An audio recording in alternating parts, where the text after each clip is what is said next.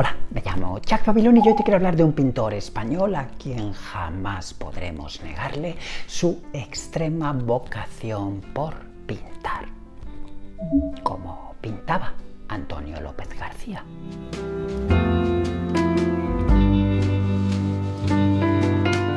Pero antes de meter mis manos en los tubos de pintura de Antonio López García, déjame que te explique un minúsculo proemio. He incluido este vídeo dentro de mi serie Cómo pintaba en lugar de hacerlo dentro de mi serie Cómo pintó. ¿Por qué? Te preguntarás si Antonio López García sigue aún felizmente vivo y cumpliendo el pasado 6 de enero 88 años exactos de gratísima presencia en la Tierra. Bueno, lo hago porque considero que su obra ya se ha encaminado en las últimas 7 décadas cortas hacia el lugar o los lugares a los que él quería que se encaminara. De modo que esto puede funcionar, este vídeo en concreto, como acopio, como compendio de todas sus búsquedas dentro de la pintura. Si bien, como te digo, sigue felizmente vivo y ojalá que por muchísimos años. En las últimas 3 décadas largas he analizado exhaustivamente todo el corpus dibujístico, pictórico y escultórico de Antonio López García, de modo que creo estar en disposición de establecerte en este vídeo parámetros fundamentales para que te acerques a su obra. Allá voy. El 100% de la obra de Antonio López García, no importa el recurso, no importa la técnica, no importa el procedimiento, gravita alrededor del concepto de mímesis. ¿Qué es la mímesis? La mímesis es un concepto que robamos de la antigua Grecia y que sugiere que la finalidad fundamental del arte es imitar la naturaleza. ¿Qué significa imitar la naturaleza? Bueno, pues crear mecanismos de representación mimética, de mímesis mimética, que nos ayuden a comprenderla. Pero, ¿qué hay que comprender en la naturaleza? ¿La naturaleza es la realidad? Aquí comienza el debate. Desde principios de los años 50 del siglo XX, a Antonio López García se le incluyó dentro de la órbita de los pintores realistas y más en concreto de Madrid, pintores realistas de Madrid. Sin embargo, para mí esto es un fallo absolutamente garrafal, no solamente dentro del comisariado del arte, sino también de la autopromoción, porque el propio Antonio López García se ha autodenominado constantemente pintor realista o pintor que trabaja el realismo. Sin embargo, aquí entramos en un grandísimo nudo gordiano. La realidad se explica de muy diferentes formas y la representación de lo que nuestros ojos ven es solamente una forma de intentar representar y sobre todo de intentar comprender la realidad. De modo que los pintores que constantemente están observando el natural no pueden ser los únicos que se autodenominen realistas. Esto excluiría, por ejemplo, a los invidentes, porque un ciego, como todos sabemos, no puede ver la realidad, pero sí puede sentir la realidad. De modo que pintar exclusivamente lo que ven nuestros ojos, a mi modo de ver, no es la mejor forma de saber qué demonios será eso de la realidad. Y como argumento absolutamente oximorónico en relación con lo que recién te dije, aquí tenemos a Antonio López García autodenominándose pintor realista. ¿Esto qué significa de manera inferida, deducible? Significa que al incluirse a sí mismo dentro del realismo está sacando, por ejemplo, a Joan Miró, sacando, por ejemplo, a Antoni Clavé, sacando, por ejemplo, a Antoni Tàpies, sacando, por ejemplo, a Picasso. 4 artistas también españoles que, para mí, son muchísimo más realistas que él. Pero si me lo permites, vamos a bajarnos un minutito de las nubes para que todos estos conceptos queden más claros. ¿Cómo quedan más claros? Pues hablando de la morfología de la pintura de Antonio López García. Mira, toda la obra de Antonio López García desde comienzos de los años 50 del siglo XX, cuando comenzó a mostrar sus trabajos, hasta 2024, orbita alrededor de la esclavitud, como te digo, hacia la observación del mundo sensible. ¿Tiene esto algo de malo? No, en absoluto, es una opción, pero es una de las más débiles. Te explico por qué.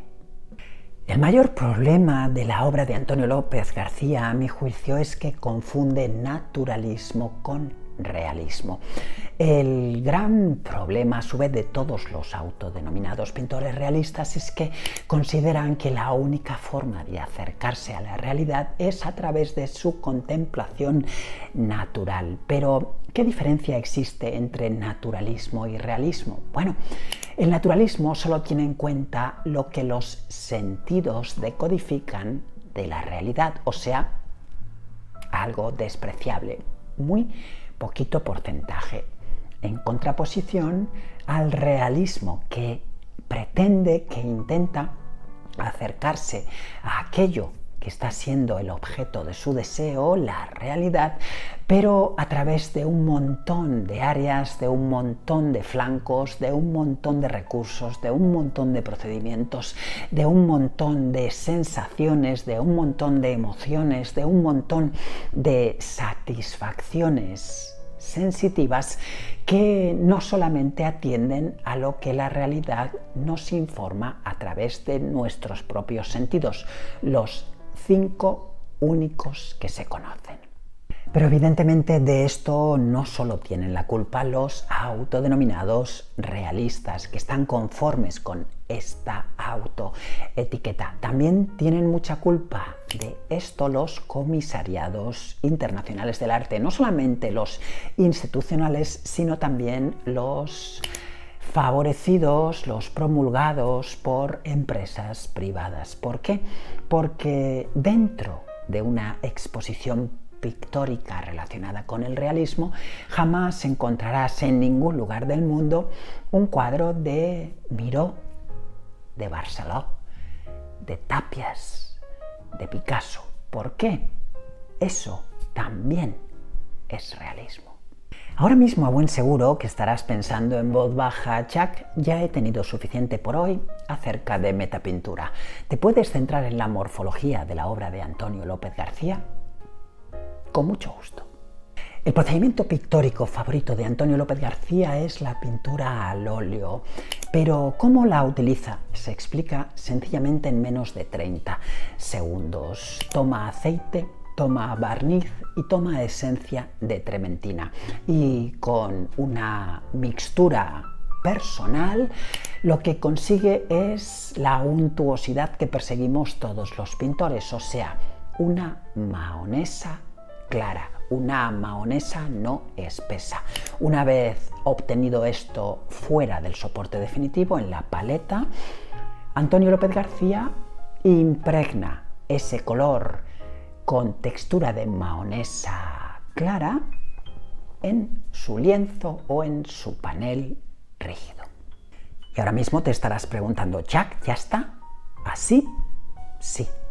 Como verás, no he tardado ni 30 segundos, pero es que esto no es lo relevante. ¿Por qué? Porque todos los pintores, cuando utilizamos óleo, utilizamos esta técnica tan sencilla. Si quieres que tu pintura al óleo dure, se extienda, permanezca siglos, solo hay una forma de hacerlo: crear una mezcla con textura de mahonesa clara. Todo lo demás es palabrería o un tipo de pintura al óleo que no se va a conservar bien y que va a dar muchísimos quebraderos de cabeza y también muchísimo trabajo a los restauradores de pintura. Bien, te acabo de resumir el truco alquímico, si quieres, de la cocina de Antonio López García, que, como te digo, es el mismo que el de la mía, por ejemplo, o el de cualquier pintor que ahora mismo está pintando al óleo sobre la faz de esta tierra. Pero ¿al servicio de qué ponemos esta mahonesa clara? ¿Al servicio de qué la pone Antonio López García? Te cuento. La respuesta es muy concisa y muy sencilla. Aquí no caben disquisiciones subjetivas. Esta mahonesa clara, Antonio López García la pone al servicio de lo que observan sus ojos, ni más ni menos. Durante la confección de cada uno de sus cuadros, Antonio López no quiere ir más allá. Observa un color, lo construye en su paleta y una vez construido fehacientemente y sabiendo o pensando él que ese color puede ser emulación del que ha visto con sus propios ojos, procede a colocarlo en el lienzo o en el tablón de contrachapado o de táblex. Así ha pintado Antonio López García durante más de 70 años. Pero la pretensión incorpórea, el trasunto iconológico dentro de la obra de Antonio López García, ¿cuál ha sido? ¿Cuál sigue siendo? Como te he dicho, sigue pintando. Pues exactamente el de poner todo este procedimiento sencillo al servicio de representar los tres grandes motivos de la pintura occidental del último medio milenio, largo desde el Renacimiento italiano para acá. Bodegones, paisajes y figuras humanas. Y dentro de los bodegones, depositando un interés especialísimo en la floración de muchísimas especies de flores, evidentemente, y la frutación. Muchas especies de árboles frutales. Y dentro de las figuras creamos una subcategoría que son los desnudos. Bueno, y dentro de los paisajes, amaneceres, atardeceres. Y también, si me lo permites, te creo una subcategoría poética en esta rama. Los interiores, que en muchas ocasiones también funcionan como paisaje. Y así podríamos decir paisajes exteriores cuando se refieren a la urbe o al campo, y paisajes interiores cuando Antonio López García representa a su familia dentro de su entorno y, por supuesto, su casa. Un dato insoslayable en la observación pericial de las obras de Antonio López es la detención en la medición. Antonio López García, desde los años 50 del siglo XX hasta hoy, se ha servido de instrumentos de medición más relacionados con la ingeniería o con la arquitectura que con la propia representación pictórica. ¿Por qué? Bueno, por necesidad. Él necesita medir, necesita cotejar lo que ven sus ojos, necesita crear, como recién te comenté, una obra que para él admite y contrasta la fidelidad de lo que tiene delante con la fidelidad de lo que está creando en forma de cuadro o de dibujo. Y por esto ha utilizado constantemente, y lo sigue utilizando, plomadas, instrumentos de medición, a veces incluso manufacturados por él mismo, reglas, por ejemplo, y compás. Como te digo, una herramienta que asociamos mucho más con los ingenieros o con los arquitectos que con los pintores. Pero en este ámbito, en el ámbito de la esclavitud hacia lo que estamos viendo, es evidente que la forma más sencilla de transportar una misma medida es transportándola con un compás. Bien, Antonio López García es un absoluto devoto de esta herramienta concreta. Y ahora, si me permites, minúsculamente me internaré de nuevo en metapintura. Hay un dato que me divierte muchísimo en Antonio López García, ya no en su obra, sino en él mismo.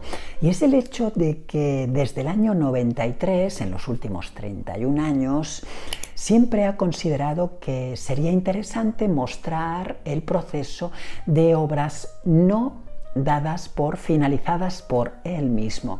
Y así, en cada una de sus exposiciones, suele introducir algunas obras, a veces una sola, a veces hasta 15 o 20, que nos remiten a lo que está trabajando actualmente en su taller. Bueno, en cada una de estas etapas. Esto, como te digo, es algo que me divierte muchísimo y que creo que al público no suficientemente familiarizado con lo que ocurre en un taller le puede interesar aún más que a mí mismo o a cualquier pintor que trabaje de manera cotidiana la pintura. ¿Por qué? Porque esto nos habla de algo que te voy a reflexionar mejor en el siguiente punto. Y es un punto en el que no deberemos conjeturar. Es famosísima la sentencia de Antonio López García en relación con que los cuadros nunca los termina, sino que siente que ha llegado al límite de las posibilidades que él consideraba perseguir antes de comenzar esa obra. Bien, Antonio López García da por finalizados los cuadros cuando se cansa de ellos. No de verlos, probablemente, pero sí de seguir agregándoles materia pictórica.